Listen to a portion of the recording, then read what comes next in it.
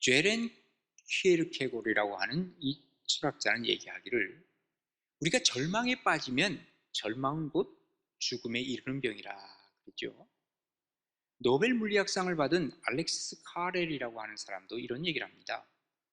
우리가 근심과 싸우는 법을 모르면 일찍 죽을 수밖에 없다는 거예요. 그러니까 우리가 근심과 싸우는 법을 알아야 돼요. 특별히 우리 그리스도인들은 다윗이 어떻게 근심과 싸워서 이겼는가, 그것이 어쩌면 우리의 교과서가 될 수 있죠. 그대로 하면 이길 수 있다는 거예요. 그래서 우리에게 그 방법을 가르쳐주고 있는 게 오늘 본문의 내용입니다. 자, 근심, 걱정, 낙심, 이거 이길 수 있는 길, 어떤 길입니까? 첫 번째로는 하나님을 기억하는 거래요. 오늘 본문 6절에 보면 이렇게 기록합니다. 내 하나님이여, 내 영혼이 내 속에서 낙심이 되므로 낙심병에 걸렸어요. 내가 요단 땅과 헤르몬과 미살산에서 주를 기억하나이다.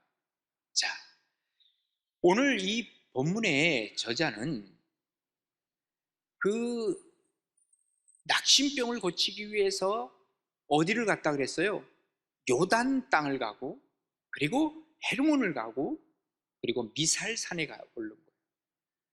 우리도 그렇게 힘들고 어려운 문제가 있을 때, 아유, 좀 바람 좀 쐬고 나가자. 그래서 여기저기 갈 때가 있죠. 비슷합니다. 그런데 거기를 다녀도 거기에서 이 낙심의 문제가 해결되지 않은 거예요. 문제는 어디서 해결됐느냐? 하나님을 기억하는 데서 이 문제가 해결됐다는 것을 결론적으로 얘기해 주는 거예요. 자, 오늘 이 말씀은요, 시편 42편의 말씀은 우리가 앞부분을 읽지 않았지만 그 제일 앞에 1절 전에 뭐라고 표제어가 써 있는데, 고라 자손의 마스길, 이렇게 써 있습니다. 고라라고 하는 사람에 대해서는 우리가 많이 알고 있어요. 자, 거슬러 올라가면 출애굽 때죠. 출애굽 때에 하나님께서 모세와 아론을 보내셨죠. 그런데 그때 레위인으로서 여기에서 반기를 든 사람이 있어요. 마음이 교만해졌어요. 아니, 왜 모세와 아론밖에는 우리가 지도자가 없냐? 나도 지도자 할 수 있어. 그리고 모세와 아론, 너희들이 지도자가 됐다고 뭐 이렇게 오랫동안 해? 왜 장기 집권해? 나도 할 수 있는데? 하고 반란을 일으켰어요. 반역을 일으켰습니다. 하나님이 진노하셨죠. 왜? 아니, 내가 세운 지도자지 저들이 자기가 하고 싶어서 한 거냐? 그리고 너는 내가 안 세웠는데 왜 그 교만 떨어? 해서 땅을 쫙 나눴죠. 그래서 땅속에 파묻어버리고 말았어요. 그 사람들. 고라가 자기 혼자 한 게 아니야. 여러 사람을 막 선동을 해가지고 그 짓을 했거든요. 자, 그런데 세월이 지나잖아요. 고라의 자손들이 지나서 그 18대 손에 누가 나오냐? 해만이라고 하는 사람이 나왔어요. 근데 그 해만은 누구냐면 다윗 시대에 성가대 지휘를 하는 3대 악장이 있는데 여두둔, 아삽, 해만이에요. 그런데 바로 그 중에 한 사람이었단 말이에요.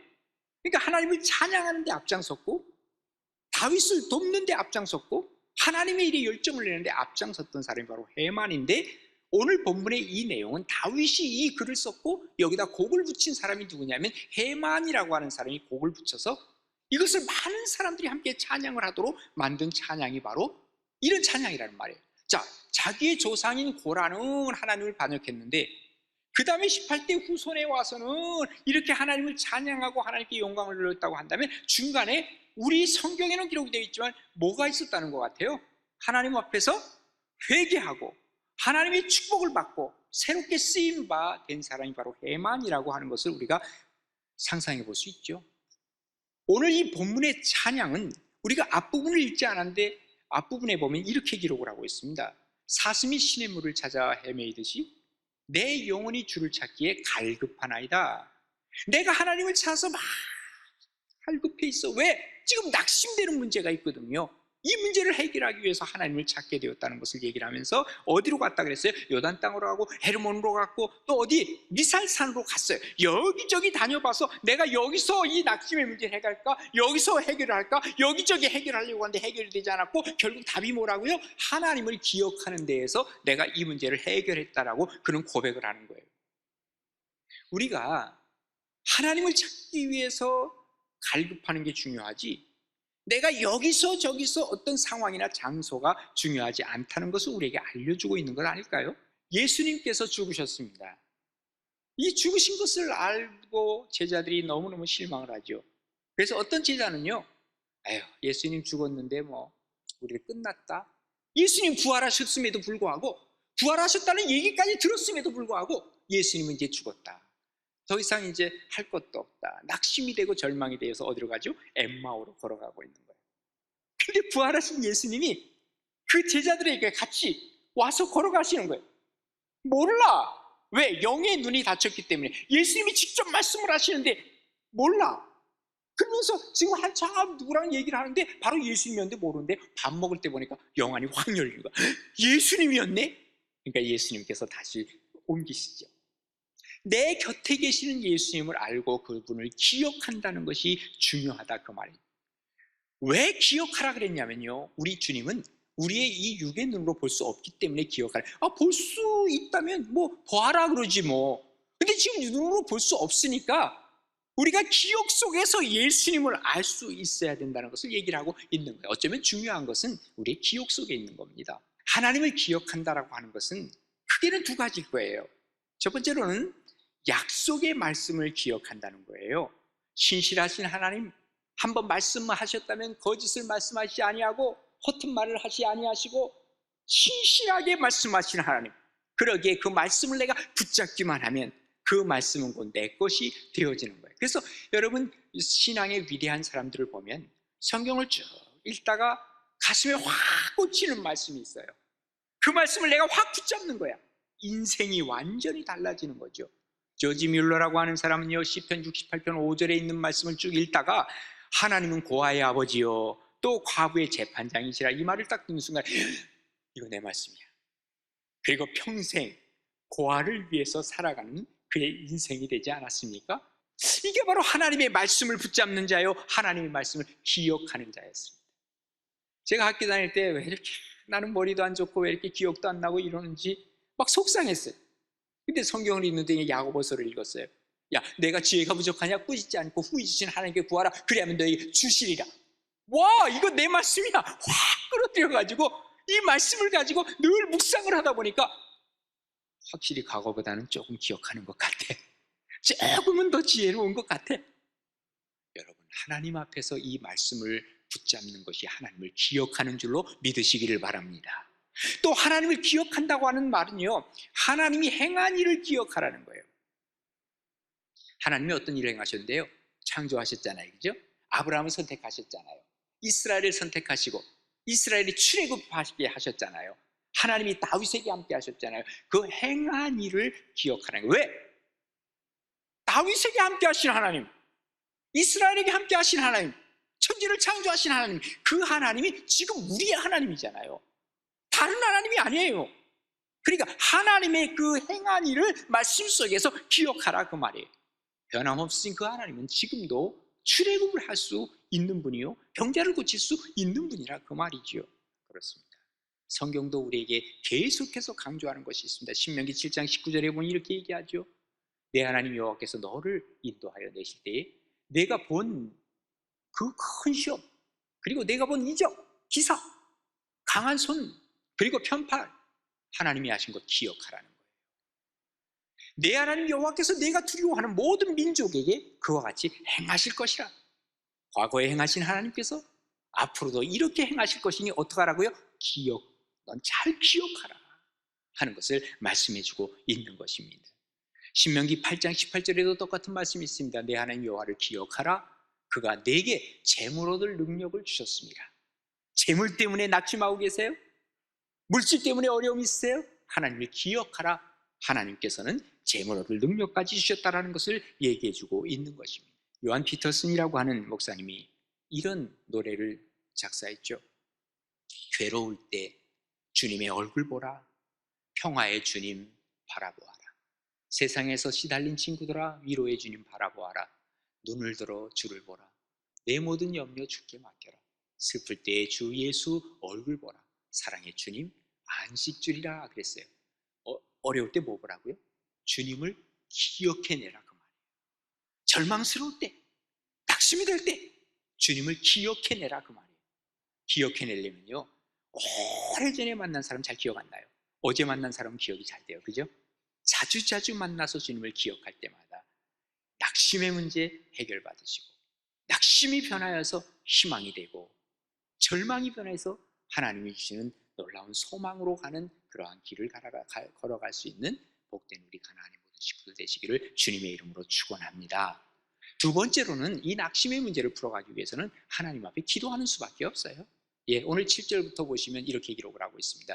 주의 폭포 소리에 깊은 바다가 서로 부르며. 지금 아마 다윗은요, 너무 속이 상하고 너무 힘이 드니까 아마 바닷가로 간 것 같아. 우리도 그러잖아요. 뭐 너무 힘들고, 아유, 야, 동해 바다 가서 그냥 바다나 한번 보고 오자. 혹시 그런 사람이 있을지 몰라. 그래서 차 몰고 그냥 가는 거예요. 네? 지금 다윗이 그런 거예요. 폭포 소리, 바다 소리, 이걸 들으려고 이제 그곳에 갔는데, 이 폭포 소리가 주님의 폭포 소리로 들리는 거예요.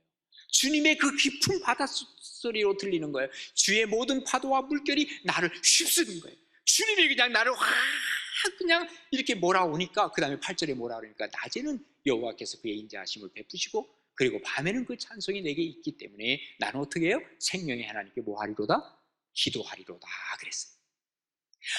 하나님께서 나에게 이렇게 다가오시는데 내가 가만히 있지 아니하고 하나님 앞에 내가 기도하리이다. 내 반석이신 하나님께 내가 말하기를, 하나님 앞에 기도하기를, 어찌하여 나를 잊으셨나이까? 내가 어찌하여 원수의 압제로 말미암아 슬프게 다니나이까? 하리로다.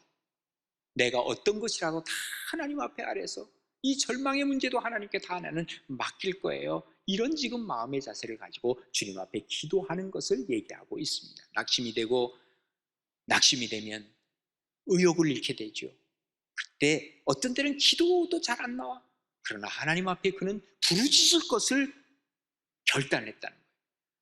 낙심이라고 하는 이 단어는, 낙자가 무슨 낙자예요? 떨어질 낙자예요.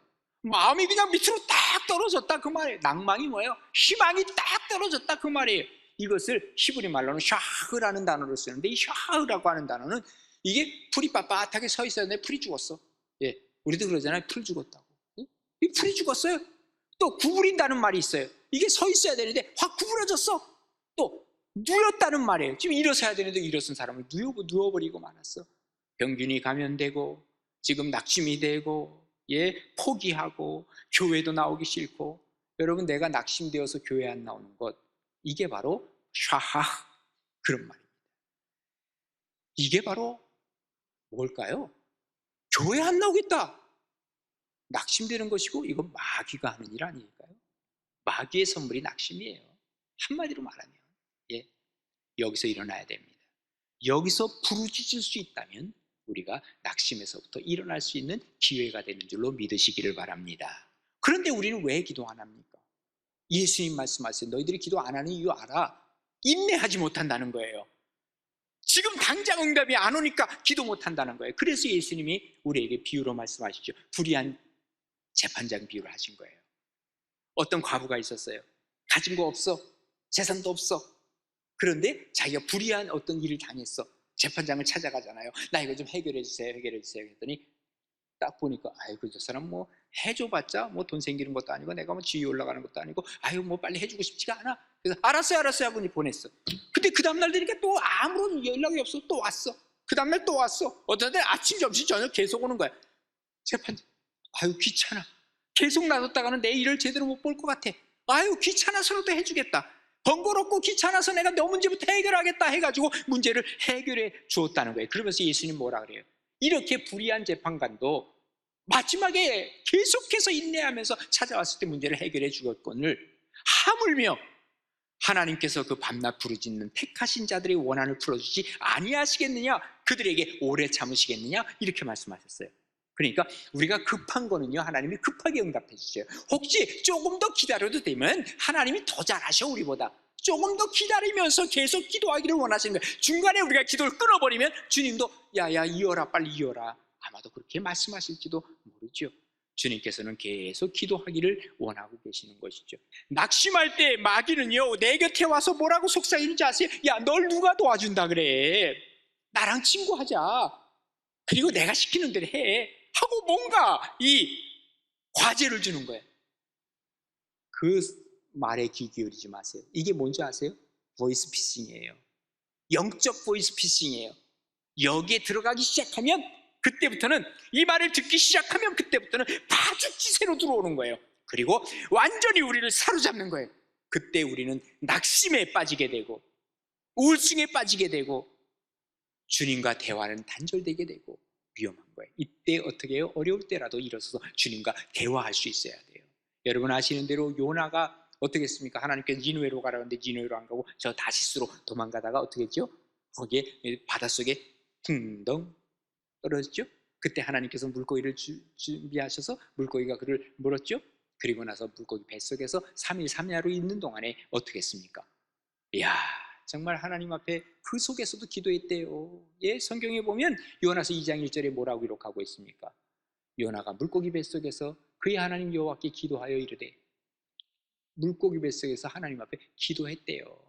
내가 받는 고난으로 말미암아 여호와께 불러 아뢰었더니 지금 내가 고난스럽지만 여호와께 아뢰습니다. 주께서 내게 응답하셨고 내가 스올의 뱃속, 어디예요? 물고기 뱃속이지만 스올이라고 하는 것은 이게 지옥이야. 지옥의 그 뱃속에서 부르짖었어.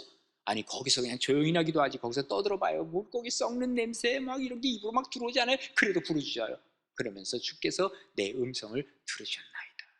하나님 앞에 기도했더니 하나님이 들으셨습니다. 그리고 나서 어떻게 해요? 물고기가 그를 토해내잖아요. 어디로? 원래 가야 했던 니느웨 성으로 토해내고, 그리고 그는 거기서 선지자의 사명을 감당했잖아요. 바로 이겁니다. 하나님 앞에 어렵고 힘들 때, 낙심될 때 뭐 하라고요? 기도하는 사람에게 하나님께서는 응답해 주시는 것을 우리에게 알려주고 계시는 거예요. 끝까지 참고 기다리면서 하나님 앞에 기도함으로 우리의 낙심의 문제, 절망의 문제 꼭 해결하고 가실 수 있는 복된 여러분 되시기를 바랍니다. 마지막 세 번째로는 하나님 앞에 찬양하리라 결정. 자, 오늘 본문 10절과 11절에 보면 내 뼈를 찌르는 칼같이 내 대적이 나를 비방하여 늘 내게 말하기를 내 하나님 어디 있니? 이렇게 묻는 거예요. 절망시키는 거예요. 그 다음에 뭐라 그럽니까? 내 영혼아 내가 어찌하여 낙심하며 어찌하여 내 속에서 불안해하는가? 너는 하나님께 소망을 두라. 나는 그가 나타나 도우심으로 말미암아 내 하나님을 여전히 뭐예요? 찬송하리로다 결단했잖아요. 대적은 계속 비방해 오면서 뭐라 하냐면 네 하나님 어디 있니? 너 불안하지? 그러면서 놀려대는 거예요. 자, 낙심이 점점 가중되는 그때였습니다. 그러나 이 시편의 기자, 특별히 다윗은 결단합니다. 나 찬송할 거예요. 하나님을 찬송할 거예요. 우리도 경험이 있습니다. 힘들고 어려울 때 주님을 찬양하면요 괜시리 눈물이 나죠. 그 눈물은 뭐예요? 어쩌면 처음에는 이 카타르시스인지 몰라요. 마음의 정화작용으로 눈물이 나요. 근데 조금 더 찬양을 하다 보면 이게 영성으로 말미암아 찬양의 눈물이 나오기 시작해요. 기쁨의 눈물로 바뀌어지기 시작해요. 낙심이라고 하는 것, 절망이라고 하는 것은 어디론가 사라져요. 이게 바로 우리의 경험 아닙니까? 그러면 찬양하고 나면, 끝나고 나면 그때는 좋았는데 조금 있다 보면 또 그러거든.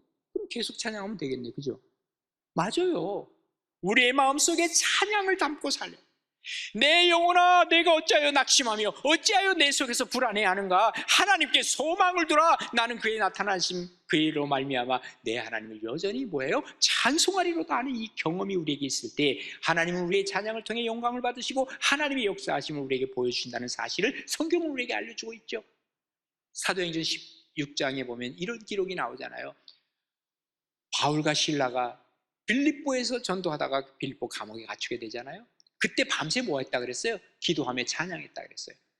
와, 찬송을 하는데 말이죠, 갑자기 그냥 이 옥토가 흔들리는 지진이 일어난 거예요. 지진이 일어나니까 이 문이 꽉 닫혀 있었는데 문이 스르르 열리는 거예요.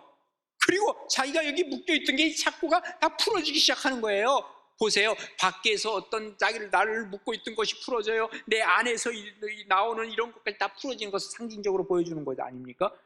그러고 나니까 다 풀어졌으면 빨리 이 과목을 나가야 될 거 아니에요. 근데 안 나가고 하나님을 묵상하고 있던 것 같아.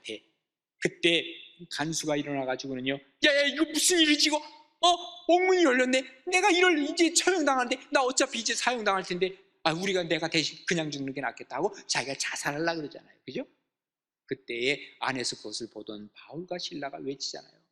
여보세요, 우리 여기 있어요. 염려하지 마세요. 가만 보니까 이 사람이, 아니 문이 열렸는데 안 도망가거든. 당신도 이제 어떤 사람들이요? 아니 왜 여기 문이 열렸는데 안 도망가는 거예요? 우리 크리스천, 우리 하나님의 사람들입니다. 아 그래요? 내가 어떻게 하면 구원을 받죠? 갑자기 이 말이 나오는 거예요. 그러니까 그때 바울이 뭐라 하니까 주 예수를 믿으세요. 그래야면 당신과 당신의 집이 구원을 받을 것입니다 하는 말을 하잖아요. 구원의 역사가 일어나잖아요. 뭐를 통해서? 궁극적으로 찬양을 통해서 이런 일이 일어났다는 것을 우리에게 보여주고 있어요. 찬양은 곧 뭡니까? 축복입니다. 오래전에 나온 얘기긴 하지만 저 신촌 세브란스 병원에서요 가난한 지역을 대상으로 무료 건강 진료를 했다 그럽니다. 예수 믿는 사람, 교회 다니는 사람 100명, 그리고 교회 다니지 않는 사람 100명, 이렇게 이 사람들을 조사를 해봤는데 참 놀랍게도요 교인 중에서는 40%란다. 40%. 근데 불신자 중에서는 80%가 환자래요. 너무 이상하죠, 그죠? 왜 여기 배가 될까? 그 다음에 또 봐도 또 마찬가지야. 비슷하게 나와. 그래서 이 사람들은 나름대로 이제 그럼 교회 다니는 사람들의 특징이 뭘까? 봤더니 옛날에는요 교회 다니면서 지금 우리 찬송할 때 그냥 하지만 옛날에 찬송할 때 주로 이제 박수를 많이 쳤거든요.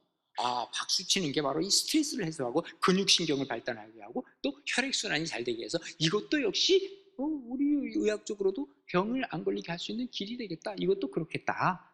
그 다음에 두 번째로 이 사람들이 하는 게 뭘까? 이 사람들은 기도하는데 기도하다 보니까 울면서 기도하고 뭐 자기 얘기들을 다 하니까 이게 근심 걱정 뭐 속상한 거 불안한 거 다 해소하니까 아 이 사람들에게는 우라병이 별로 없더라. 진짜 보니까 화병이 없다 이거 화병이.